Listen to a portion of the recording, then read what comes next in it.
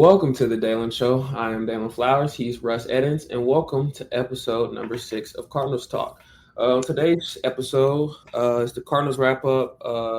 Sweeping the Marlins. We discussed the sweep of that series, and also the two series before with the Yankees and the Rockies, and also displaying a little bit of what's next for the rest of the season for the Cardinals and going into the Rays series.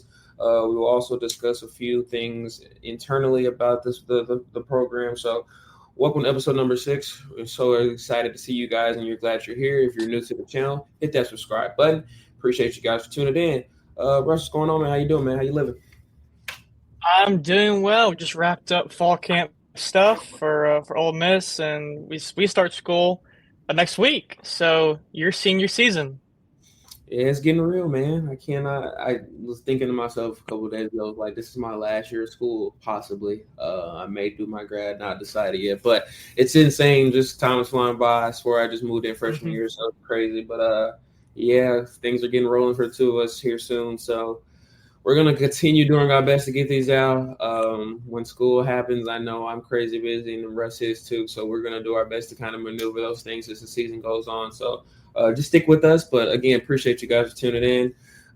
Look, man, last episode, I think the thing that stood out to me about one of our conversations is just us both agreeing that it may have been time to throw in the towel in terms of, did this team have a chance to still compete to get into the playoffs, the wild card? I think at that moment with maybe 3.5 games back. Now sitting here, it was funny because after that episode, I was like, you know what? I don't think I should have said that we should have thrown the flag. I think that this team still had some type of competitive spirit that could rally on. And I do believe that, but at the same time, I have to face reality. I think that I always feel that this urge of consistency is going to fall within this team, and my expectations of that fails every single time. And so, just going into it, man, what are your, I guess, kind of thoughts over the last couple of weeks since we've chatted? What do you think's in store for the rest of the season? Do you know, like, just what, if anything, positive looks do you have for right now for this team? Well, right now, I mean, there isn't a lot to be happy about. I mean, Arenado's out, Donovan's out, Contreras is out.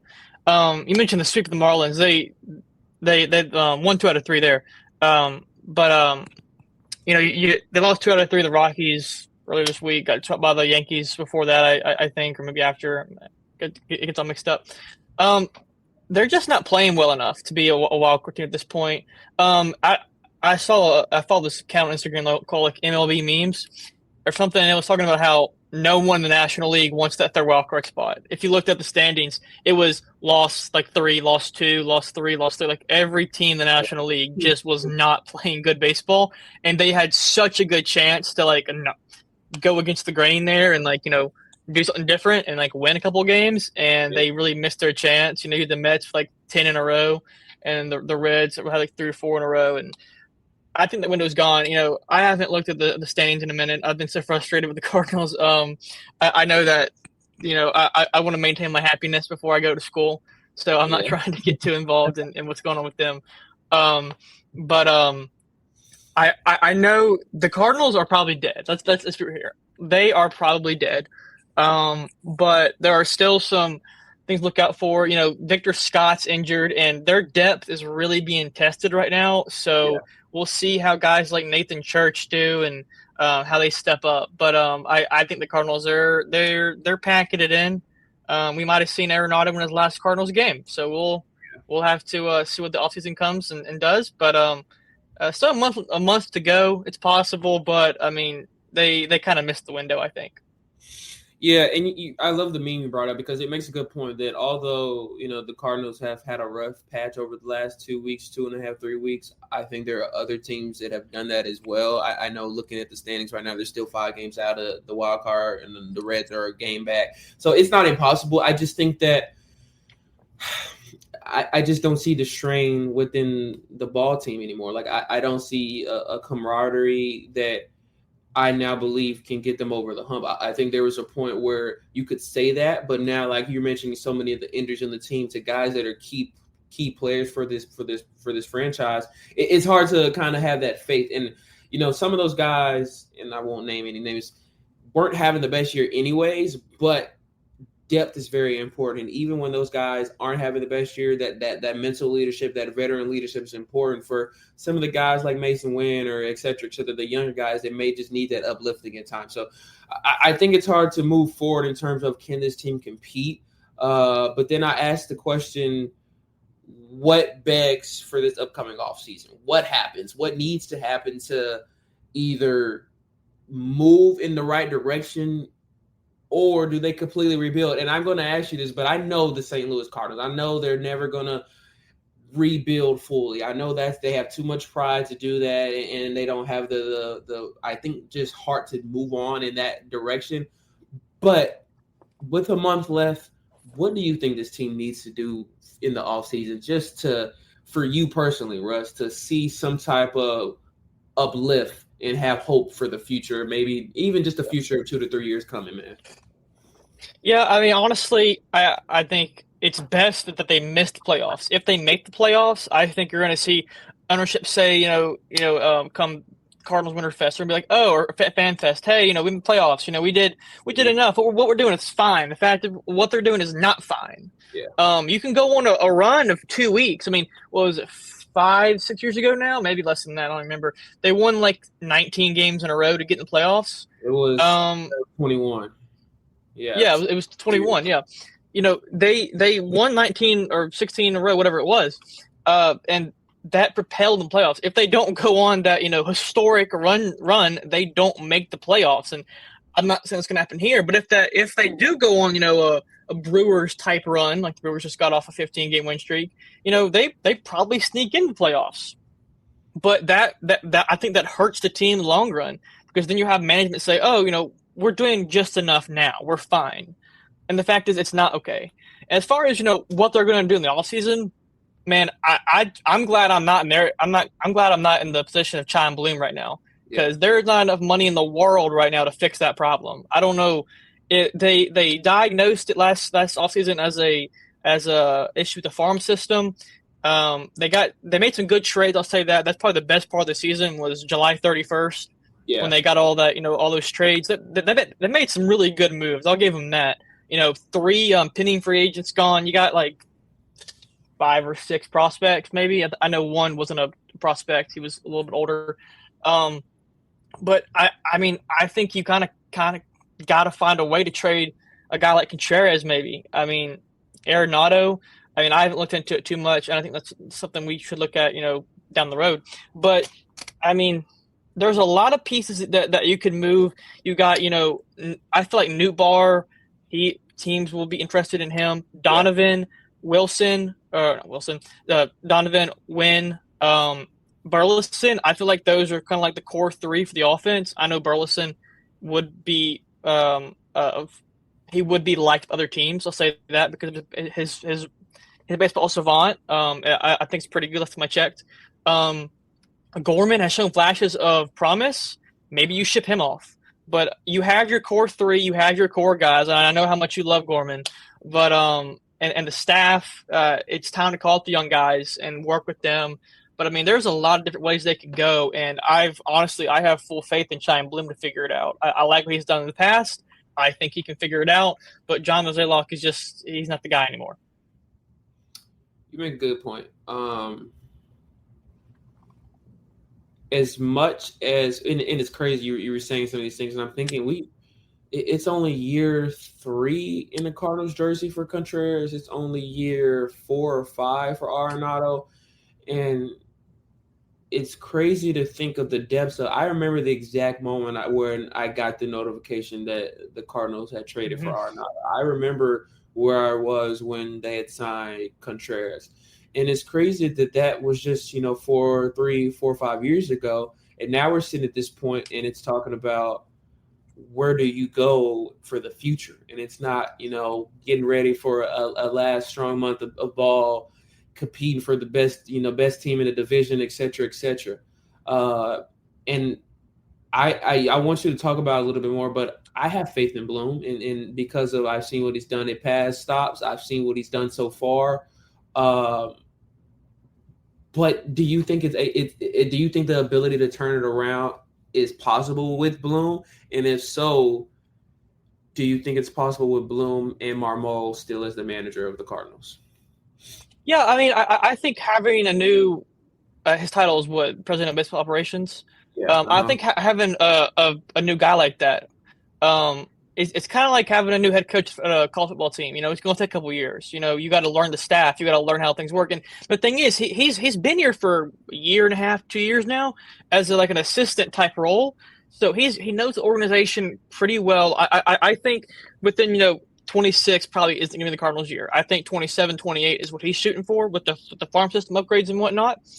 But I and correct me if I'm wrong on this if you're watching, but from what I noticed, when he was with the Rays, he operated on such a small budget that he was just kind of used to that. And then when he got to a huge market like Boston, he didn't adapt well enough, and that's sort of why they shipped him off. That's sort of like what I feel like I've always had that opinion, but I've never confirmed it, I guess.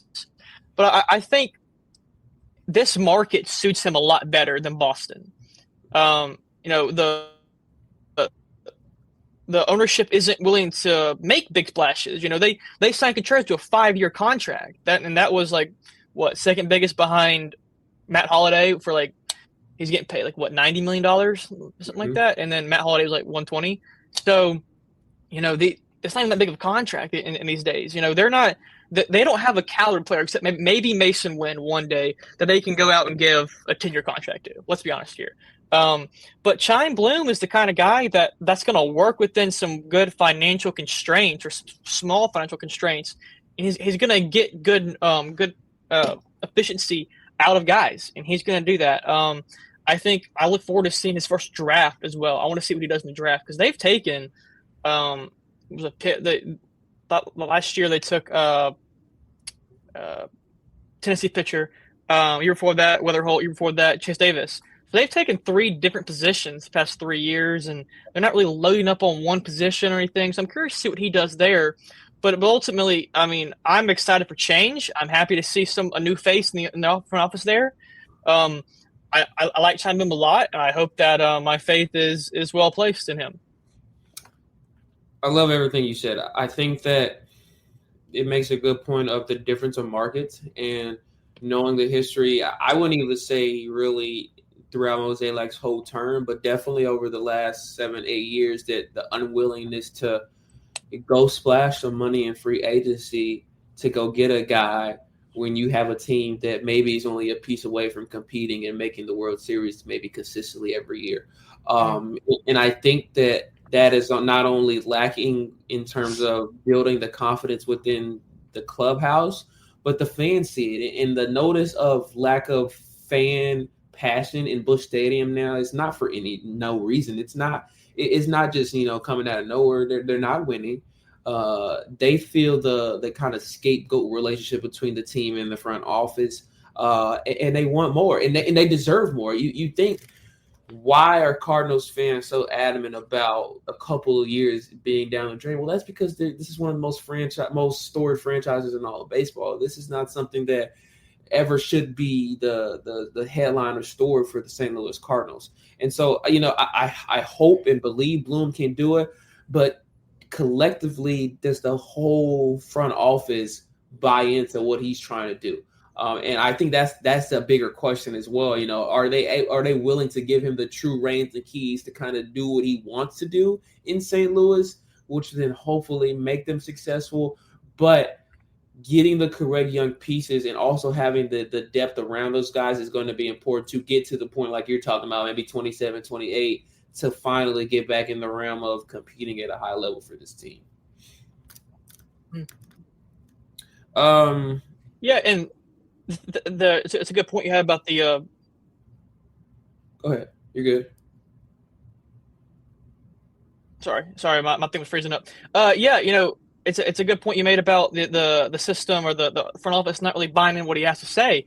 It's kind of like when they fired Mike Schilt a few years ago. He didn't buy into the system. He wasn't the right fit for the Cardinal way. Sorry, my thing's lagging like crazy right now. And then you got Bloom coming in here, and I would assume he fits in the Cardinal way. But the fact is, I want someone who doesn't fit into that system right now. Yeah. I want a new face in there, a new mindset. because the Cardinal way is about adapting. And, when 2001 came around, 2002 came around, and the Oakland A's did what they did with Moneyball, which, by the way, I'm the biggest fan of Moneyball you're ever going to find. I freaking love that movie and that idea. I have the book. The Cardinals adapted. They took tradition, they took the stats, the Moneyball side of things, and they did both. And now you're seeing a shift to these bigger contracts, and the secret's out. Everyone knows about analytics and their metrics, and they adapted to that really, really well. But I feel like they've stalled out, and they're not doing that anymore. They're not looking at it like the Tampa, like the Rays do, like the Yankees might do. They like the Dodgers do. There is a certain way to do things nowadays, and the Cardinals aren't doing them. They're trying to make their own path. The fact is, the path has already been paved for them. The Dodgers, the Diamondbacks a couple years ago. These teams figured it out. The Phillies took a step from being a mediocre baseball team to a class of the NL. They're up there with the Dodgers, in my opinion, of the best front offices in baseball. Well, obviously, Dodgers are a step ahead, but you know what I'm talking about. And the Cardinals haven't adapted like that. They haven't done the Cardinal way, which is just adapt to survive. And I'm hoping that Chaim Bloom comes in there and says, "Hey, we need to keep adapting, or we're gonna, die." And that's what they're doing right now. They're falling to the bottom of the league. The Pirates are well below them in the division in the North Central, but I mean they're closer to the Pirates as far as skill goes than they are the Reds at this point, I think, and it's really sad to see. It is, and I love that you say the skill part at the end, because you look at the teams that are competing, and the Cardinal way is, it's time to adjust and do things differently. You can't do the same things that you once did 15 years ago and expect changes and expect success. And while the other teams in your division, in your league are spending the money, are doing the things, are adapting, are creating the correct culture to get better and fit in with today's baseball. I think it's also harder to do when you're in St. Louis and you're losing. This is not just a normal market that if you're losing, that a free agent is going to necessarily want to come to. But when the Cardinals are doing what the Cardinals have done in their history, then that makes it a little bit more objective for to sell a pitch. But I'm really excited about Bloom. I think you made a good point about some of the different things. He has the experience in a smaller market in Tampa. Has the experience in a big market with Boston, and I think that's going to combine well with what he's going to be able to try to do in St. Louis. Look, Rays coming up.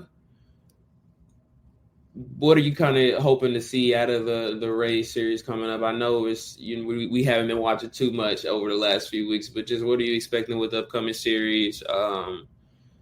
And just overall, what do you think is going to happen throughout the next couple of games for the team?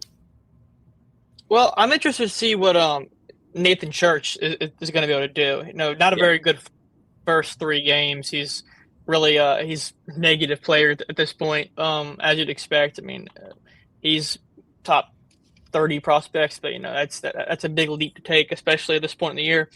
But I'm excited to see him. I think he could be a pillar of the outfield at some point. Especially if you trade a Newbar type guy. I think Church is the one that you would see step up. I'm hoping to see Gorman return to form or continue his good play. In this last stretch, in the last 9 games, he's got a 104 OPS or 104 weighted runs created plus. So I look forward to see what he does to continue to lag. I look forward to seeing what he does coming up. I don't think we're going to see Andre Palante in the series, but I'm hoping to, once he gets, back to his turn, I like to see how deep he can go in the games. I don't know the starters yet, but I look forward to seeing the rotation this weekend, and they need to go deep in the games. So I look forward to seeing what they do there. I love Burleson.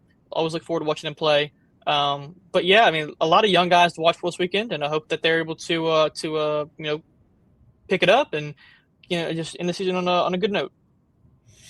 Yeah, Rays coming up, starting you guys will probably see this on a Friday. So I say this is today that we're recording at 6:35 p.m. on that Thursday. And then the Pirates and the Reds after that.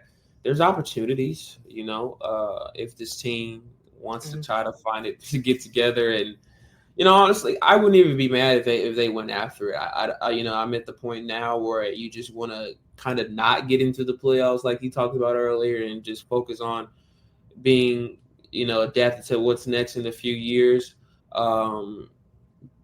But we'll see over the next couple of weeks. I think the next couple of weeks are going to be really important for this team. I think they have the ability to showcase some of the young guys and what they do really well, which is going to be important. You want to build that cohesion in the utility guys for the future. I think when you think about some of the guys that are not going to be coming up like JJ and et cetera, where are they going to be able to fit in? And so I think in a way, some of these injuries may be a blessing in disguise to fit in new pieces for guys and understand what may be the landscape for next year for this team. So we'll see, man. Appreciate you guys tuning in to episode number 6 of Cardinals Talk. Like I said in the beginning, subscribe if you're new. We hope you enjoy it. Leave a like, leave a comment, and we'll see you guys next time. Take care.